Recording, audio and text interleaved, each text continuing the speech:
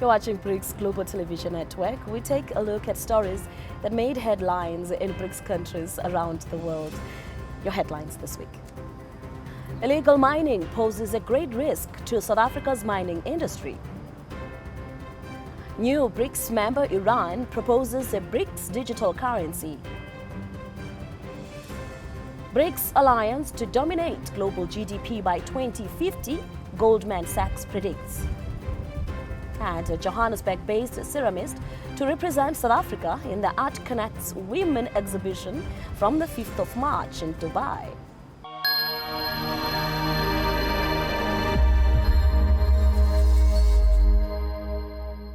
Hello, I'm Ingam Sileni. Thank you for joining us. In a much-anticipated address, South African President Cyril Ramaphosa delivered his State of the Nation message from the country's Parliament building in Cape Town. Reaction to what he said is mixed. Opposition parties have come out guns blazing, criticizing his speech for being a repetition of his promises the previous year. Promises, they say, are empty.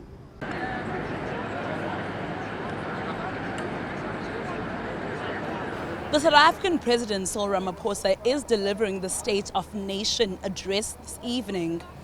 This address takes place before a joint sitting of the two houses of Parliament. It is significant to South Africans as it highlights the political, social and economic landscape of the country. With a lot of controversy around the current president's tenure, he will be also taking the nation through the government's shortcomings. They must expect President addressing the nation about the history of what happened during the 30 years since ANC has been in charge. President will easily share both the successes and challenges. We are committed to ensuring that young people should actually have access to economy, although this is a big challenge, but a lot of interventions are taking place. So I'm saying in that 30 years, no poor kids have got no access to what to call to school. All children after matric, those who qualify, go to university. Their socio-economic background is no longer a determination. This happens ahead of the 2024 South African national elections, a year which also marks 30 years of South Africa's democracy. President Cyril Ramaphosa will be outlining the government's key objectives for the following year.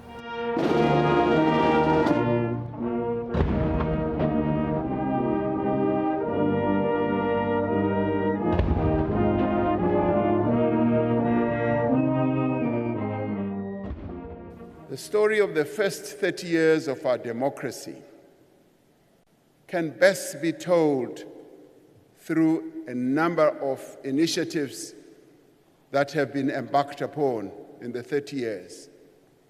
But I think that the story can best be told through the life of a child who was born at the dawn of our democracy called Tintswalo.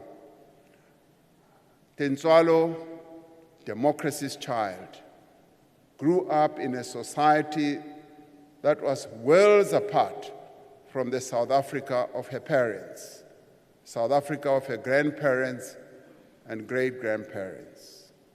We set out a clear plan to end load shedding, which we have been implementing with a single-minded focus through the National Energy Crisis Committee. We have delivered on our commitments to bring substantial new power through private investment on the grid, which is already helping to reduce load shedding. We will use our foreign policy to pursue our development goals. During our leadership of BRICS last year, we witnessed a new chapter for BRICS, the BRICS family of countries. The expansion of the group from 5 to 10 countries presents opportunities for trade and a strengthening of political and diplomatic ties between countries in the global south. The South African President Cyril Ramaphosa addressed the nation at the South African Parliament in Cape Town. There is a mixed bag of feelings around his address. Oppositions came out gun blazing, stating that his speech was a repetition of his 2018 speech. They were disputing, stating that it was full of empty promises. The reality is that he had to conjure up a fictitious person to tell us that this person who lives in South Africa is happy and taken care of. Tinswalo that I know doesn't live in the Eastern Cape. The Tinswalo that lives in the Eastern Cape lives in a home that has electricity infrastructure and water, but water doesn't come out of the taps and there's no electricity. Tinswalo that I know and her peers, 49% of them are unemployed in the Eastern Cape. Her young siblings do not get ECD support. When they arrive at school, they're already behind and they get lost, they drop out and they become part of a cohort that is not counted when they factor in the real matric pass rate. The President does make an honest admission that whilst we have made this significant stride, provision of basic services, universal access, free higher education, the nutritional meals that we are giving twice a day to poor kids, the kind of progress that we have delivered on universal health care, we still have significant challenges. Load shedding is one of those. Although you have achieved a significant amount of penetration, we are nearing universal access, but we still don't have reliable quality supply of electricity. But we do accept those challenges are there and we are doing everything to resolve the challenges. With this being said, there were still positives that one can write home about and can instill hope to South Africans. For more on this, follow us on BGTN, Kakangofe, BGTN, Cape Town, South Africa. And still in Cape Town, the African mining Indaba celebrated 30 years of bringing together industry experts, leaders, government officials, and potential investors.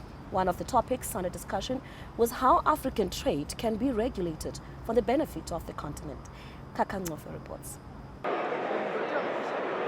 Africa's mining Indaba celebrated 30 years in bringing together industry experts, thought leaders, and government officials, as well as potential investors. The conference officially closes today with many takeaways from delegate discussions, knowledge and skills exchange, and African key players defining and regulating the mining industry for the benefit of Africa.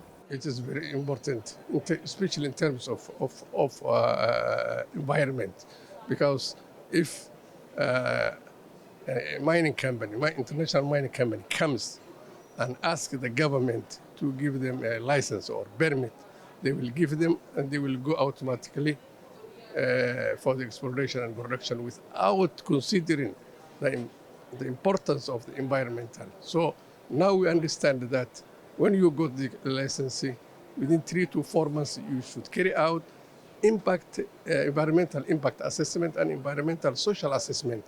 And that is good for the community as well as the country. The importance of mining Indaba does not have to do solely with South Africa, the mining industry. It has to do with the global mining industry, because this is where different mining houses, different suppliers of machineries and services to the mining industry come here to showcase first their various equipments and instruments and systems that mining houses use to do what they do, as well as to keep the employees safe doing mining different minerals all over the African continent and globally. But the second thing is that the sharing of ideas. It is very important that mining companies and governments from different continents come here to come and share ideas from regulation. How do you regulate mining? How do you attract investors into your economy to make sure that your country becomes investor friendly when it comes to mining? So this is a showcase not for South Africa, for the African continent and for the globe. This conference attracts investors, global partners, and is a networking opportunity to people in the sector. It also serves as a platform for the mining industry decision makers to deliberate on how to sustainably accelerate the industry while prioritizing the well-being of citizens and boosting the economy. definitely is really beneficial, because right here we can seek for investors, and we can take them back home and be able to develop our miners and give back to the community, because that's one of the things that we're fighting for. Everyone should be included in this process, as the indigenous people, the government, the workers, and the miners as well. So it is really important. The understanding and the knowledge was very low. Nobody can give or no country can give except South Africa, which is different than the rest of Africa. But nowadays, Africa has now seen that the importance of the mining in the development of the sector as a whole, and as a employment opportunity, and as well as getting a foreign earning currency that will boost the economy of the country within Africa. Amongst many themes that were discussed was for emerging mines and old mines to preserve the environment. The conference also looked at ways the industry can be inclusive to young miners, as well as Africa's plan to move to industrialization. The sector accounts for a huge fraction of Africa's GDP. MOUs were signed between African countries to trade with one another and improve Africa's economy. Kaka Ngofe, BGTN, Cape Town, South Africa. There's growing support around the world for trade that is not in dollars because of the restrictions and embargoes tied to it. Iran, the second most sanctioned BRICS country after Russia, is proposing a BRICS digital currency. This is not the first time that the topic of a common BRICS currency is being put on the table. At last year's BRICS summit in South Africa, the idea of a common currency was dismissed by BRICS leaders to encourage trade in local currencies. Joining us via Zoom to shed more light on the topic of BRICS currency is an economist, Professor Alex van den Heever from Wits University. Thank you so much, Professor, for joining us. Now, looking at the decision to abandon an alternative currency to the dollar to encourage trade in local BRICS currencies, could it be that the BRICS leaders fear another unipolar world may arise instead of a multipolar world that BRICS leaders seek to establish? So when people look at the sort of the practicalities of international trade, the question is whether creating a new alternative to the dollar as a trading currency will actually make any difference to what they do anyway, whether it would add value or improve economic conditions. And really the value doesn't seem to be that great. I think that's largely the reason that people have made that decision. They can't really see the value in it. There might be some value to certain particular countries who are trying to avoid or evade US sanctions, and that's a very particular issue, but that doesn't impact on most countries. Now, there's more to talk about on this. Let's now look at Iran's proposal for a common digital currency. How could this be beneficial for BRICS? You'd have to, I mean, one can create a currency, but you've still got to convince traders all over the world, multiple currencies, operating in multiple currencies, to actually want to use this particular arrangement.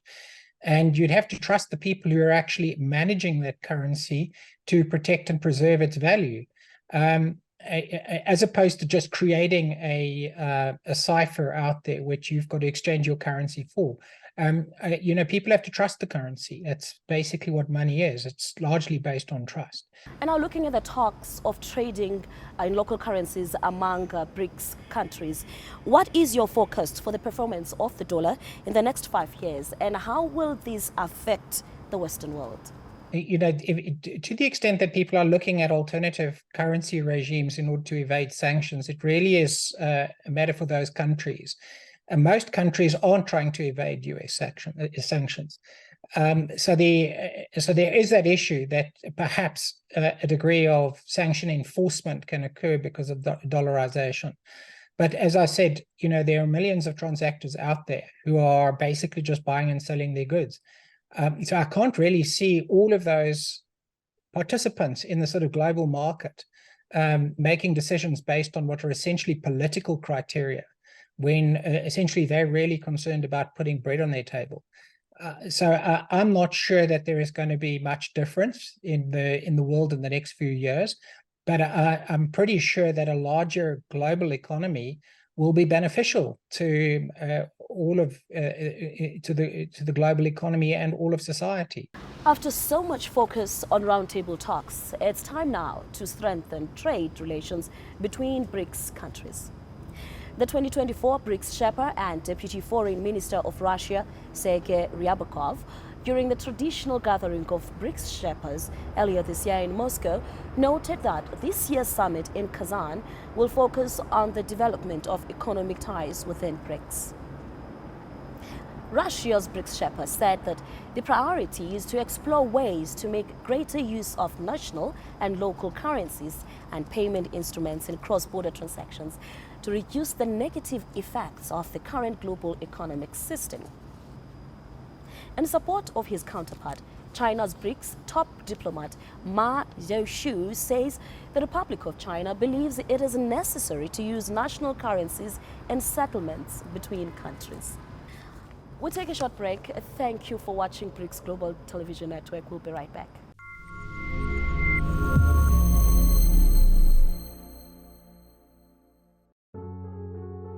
I never thought that this is the life that I'm gonna have. Africa is being exploited on a massive scale, and I think people do not realize what is happening. We've got a culture of rape in the country. So it's like a culture where the men believe that it's their right to have sex with these girls. I got abused by my dad at the age of 6 years. He was like sexually abusing me. Whatever they wanted to do with me, they would do it. And when I'm tired, even if I feel like I don't want to smoke, I don't want to have sex anymore, I don't want to be with a man anymore, I had to. My vagina would be like sore. When I touch it, it's like it's torn. It's kind of scary to think about what I've been through.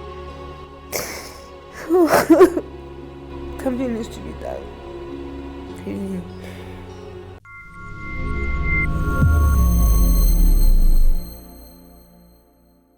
You're watching BRICS Weekly Roundup on BRICS Global Television Network. Thank you for joining us. 7 of the top 15 GDP countries will belong to the BRICS Alliance by 2050, so predicts Goldman Sachs, the leading global investment banking, securities and investment management firm. The BRICS Alliance already accounts for more than 43% of global GDP and more than half of the world's population. Whereas the original BRICS countries were expected to grow over several decades, new estimates show a vast gap that is already forming between the group and the rest of the world. Last year's Johannesburg summit saw the BRICS Alliance expand.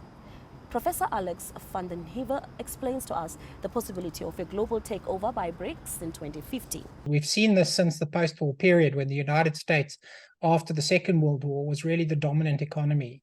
And that is what resulted in the dollar becoming the sort of the key trading currency.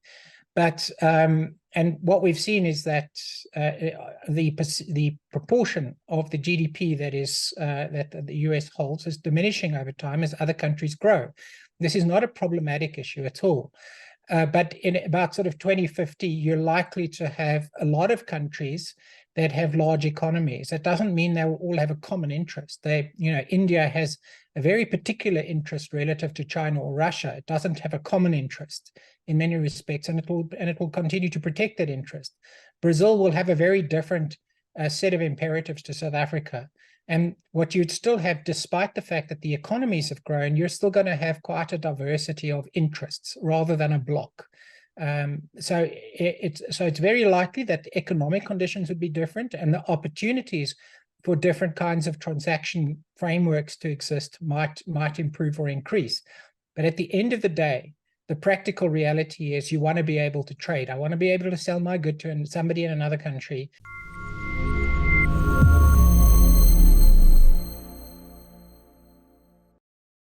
And now we look at BRICS Arts and Culture. On its 7th year since its inaugural edition in 2017, the Art Connects Women will take place in the United Arab Emirates in March this year. The 4-day art extravaganza coincides with the International Women's Day and draws attention to women in the arts sector. A Johannesburg ceramist Artist and sculptor Mandy Friedman has been selected as the artist ambassador to represent South Africa at the event. Here is a BGTN excerpt of his story.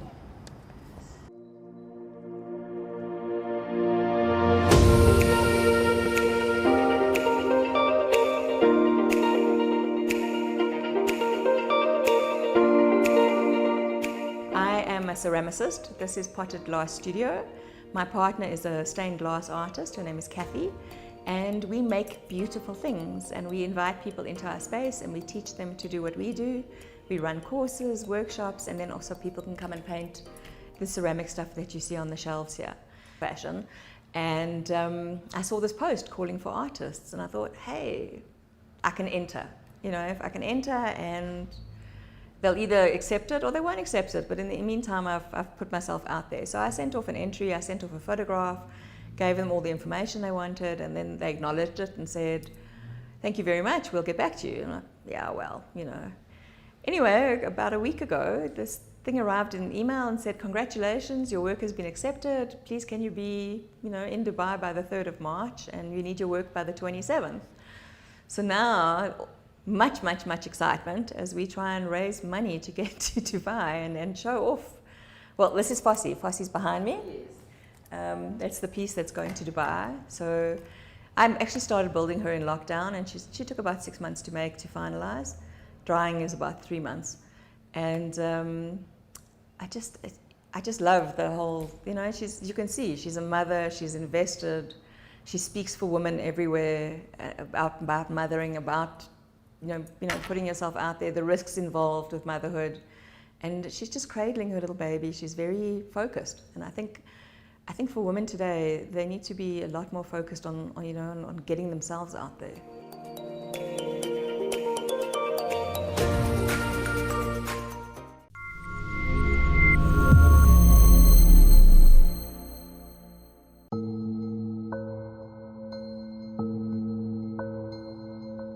It used to be a very stable environment until the mine actually started here. One will say it's chrome, one will say it's clay soil. Of course, if there is a specific matter like that one brought to our attention, we have a section here that deals with compliance. The company responsible for supplying the water, SLP project managers, the Department of Mineral Resources and municipal water officials were not available for comment. My name is Inga. I am with BRICS Global Television Network. I'm trying to get a hold of the inspector for... They cut the call. They cut the call.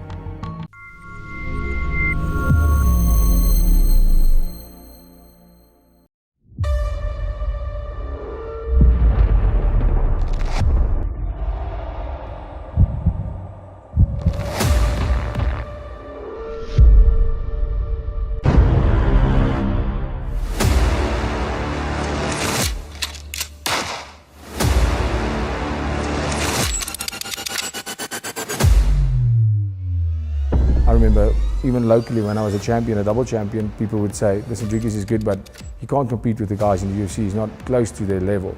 And I win my first UFC fight and they say, okay, well, that was cool, lucky, but you know, if you get to the top 10, top 15 guys, you won't last. Get my first top 15 win, they say, cool. Anybody in the top 10 will smoke him. Get top 10, get top 5, and now I just beat number 1. And you know, it's fun, it's motivating, it's great because every time they say you can't do it and you do it, you know, it makes all the hard work worth it. Catch us on BGTN for a full interview with Dricus du Plessis.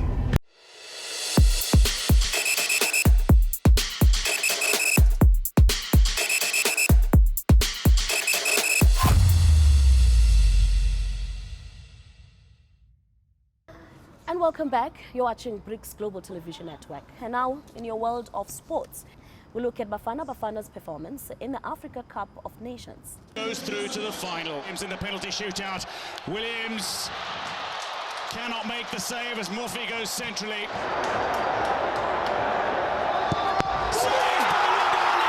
Quite a thrilling performance. You can feel the sense of pride from South Africans. It's been a while since the nation made it this far in the Africa Cup of Nations. And joining us to talk about the match is Ben Ricoto, BGTN's sports producer and correspondent. Ben, what do you make of Bafana Bafana's performance in the semi-final? We were not expecting them. Some of us, I would say, we were not expecting them to go that far.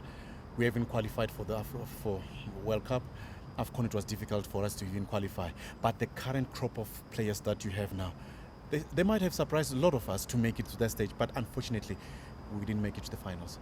A lot of people were banking on the penalties, hoping that the goalkeeper would save those goals. What do you make of his performance? Look, the boy played very well. I think the expectation was too much from him. We were thinking that against Nigeria, he will do the same. But there's one person who taught me sport.